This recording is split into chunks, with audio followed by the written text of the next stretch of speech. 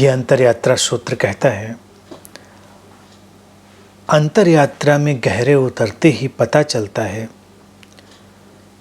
कि जीवन ही अध्यात्म है। बाहर या भीतर जैसा कुछ नहीं है, कहीं कोई विभाजन नहीं है। महत्वपूर्ण है ये सूत्र। जीवन ही अध्यात्म है। अंतरयात्रा में जब गहरे जाते हैं तो यही बोध घटता है।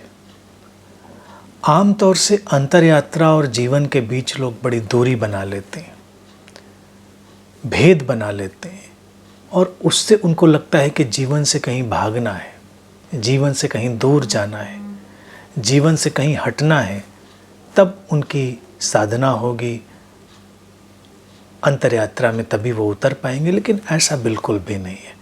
तुम अपने अंतस में गहरे जाते हो, जैसे ही गहराई पैदा होती है अंतरयात्रा में, विभाजन की जो काल्पनिक रूपरेखाएं हैं वो मिटने लगती हैं, क्योंकि विभाजन वास्तविक रूप में तो है नहीं। विभाजन को हमने अपनी कल्पना में ही रचा है। बाहर और भीतर का विभाजन, संसार और अध्यात्म का विभाजन। इस विभाजन के कारण ही व्यक्ति को लगता है कि उसको कहीं से कहीं जाना है, उसको यहाँ से वहाँ जाना है। इसीलिए अंतरयात्रा शब्द भी जो आ गया है ना, वो इसीलिए आया है। यात्रा शब्द में ही ये बात होती है कि कहीं से कहीं जाना है।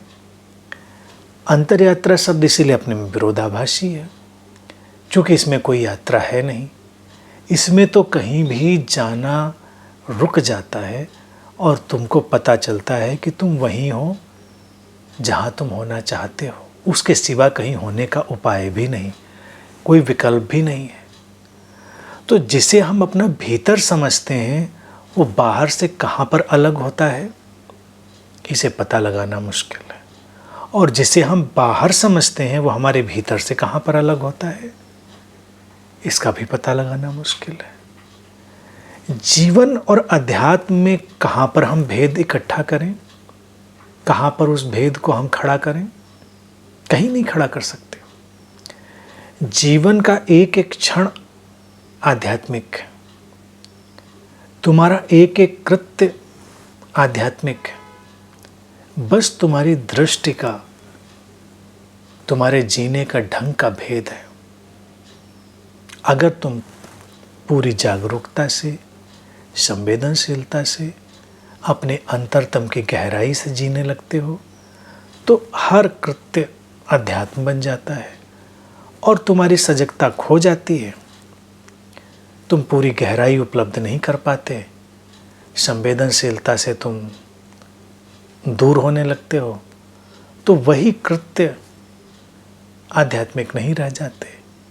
और जब आध्यात्मिक नहीं रह जाते तो व्यक्ति उन्हें सांसारिक कह देता है, जिससे उसको पीड़ा मिलती है। संसार और अध्यात्म के बीच का ये अगर भाव समझें तो बात और स्पष्ट हो जाएगी कि अध्यात्म तुम्हारे जीवन से दुख को, पीड़ा को समाप्त कर देता है, क्योंकि वो तुम्हारे अंदर एक समझ, एक अंतर्दृष्टि ले आता है। संसार पीड़ा और दुख को लाता है इसलिए क्योंकि वो समझ और अंतर्दृष्टि के ऊपर एक धूल को जमा देता है, उसके ऊपर एक परत इकट्ठी हो जाती, लेकिन वो है तो वही, उसमें कोई भेद तो है नहीं। वही कृत्य, वही जीवन के क्षण जब आध्यात्मिक नहीं होते हैं तुम्हें पीड़ित करते हैं, दुखी करते हैं। वही जब तुम्हें पीड़ित करने से और दुखी करने से हट जाते हैं, आध्यात्मिक हो जाते हैं। और इस सब के बीच ये विभाजन की जो वृत्ति है वो विदा हो जाती है। जीवन समग्रता में, टोटलिटी में है, विभाजन में कहीं नहीं है। और अंतरयात्रा इसी सत्य को देख लेने की प्रक्रिया है कि जीवन समग्रता है, टोटलिटी है, विभाजित करने की कोई आवश्यकता नहीं। हम विभाजन की बातें कभी कभी केवल उपयोगिता की दृष्टि से, काम चलाने के लिए कह लेते हैं। जितना हम उपयोगिता की दृष्टि से कह लेते हैं उतना ही उपयोगी है। अन्यथा उनकी वास्तविकता विभाजन की कहीं पर है ही नहीं।